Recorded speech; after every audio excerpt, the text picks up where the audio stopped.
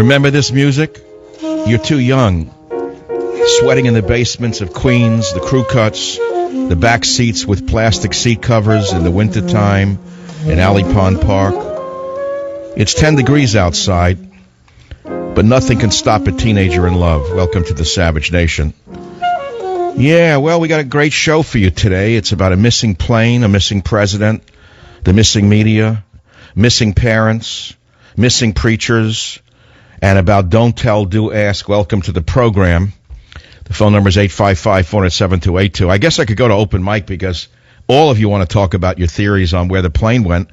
It didn't take a genius. I guess everyone except the NSA, the CIA, the FBI, DHS, and the National Transportation Safety Board figured out it was terrorism within 3 seconds of its occurrence.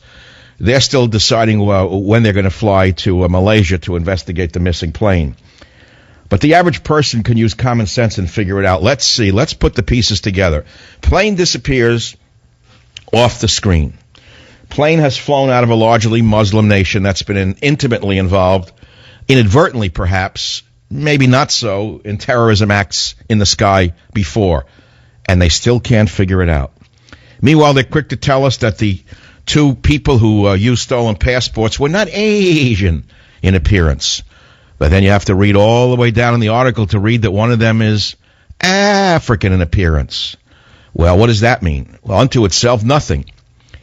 But unto itself, maybe something. After all, there are Libyans involved with Al-Qaeda, aren't there? Or you haven't followed the bouncing ball recently. Meanwhile, the missing president is in the news. After vacationing at the $2,500 a night Ocean Reef Club in Key Largo this weekend, Barack and Michelle came back looking quite rested. Third vacation of the year, squeezing in another round of golf on Sunday, while the vice president jetted off to the Virgin Islands for the weekend while war fever brewed. Meanwhile, the White House says, oh, this is nothing. The president just needs a little vacation. And really what the president was doing in Florida over the weekend is frankly what he could have done if he stayed at the White House, said the spokesmouth. The president was looking forward to getting a little bit of downtime in the warm weather with his wife and daughters. Where's Waldo? Where's Barack Obama? Meanwhile, I told you last week, and I was heavily criticized for it, that it was the neocons who wanted another war. Yes, I said it was the neocons who wanted another war. Yes, I wrote it was the neocons who wanted another war. And what happened to prove I was right once again? What happened was the king of the neocons, Dick Cheney, came out and he said use military options against Putin.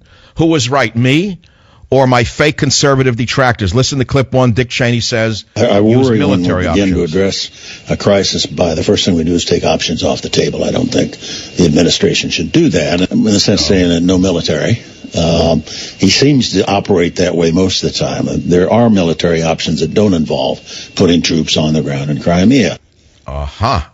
Military options that don't involve putting troops on the ground in Crimea. And what might those military options be? Let's see. Nuclear war would be one. Firing cruise missiles would be number two. In either case, it's Cheney again looking for a hot war because does anyone still remember how to say Halliburton? Hal-E-Bur-Ton. Hal-E-Bur-Ton. Halliburton, Halliburton, Halliburton, Halliburton. Or you could say halitosis.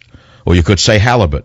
But Halliburton would be the correct word to use, the operational word. It's not halitosis, although I don't know his dentist nor his dental work. I could say halibut, but I don't know if he eats fish after the heart surgery. It's hard to say that he wouldn't. I would say Halliburton is the operational word with Dick Cheney, and Halliburton's a defense contractor. Now, why in the world would Cheney and the neocons, who I called out by name last week, want another war? Simple. Money, follow the bouncing ball. 855-407-282. Meanwhile, in San Francisco, the most corrupt city in the United States of America, some fire department officials make over $300,000 a year. That's right, you heard me. They haven't put out a fire ever since they started. Many of them can't even lift up a hose.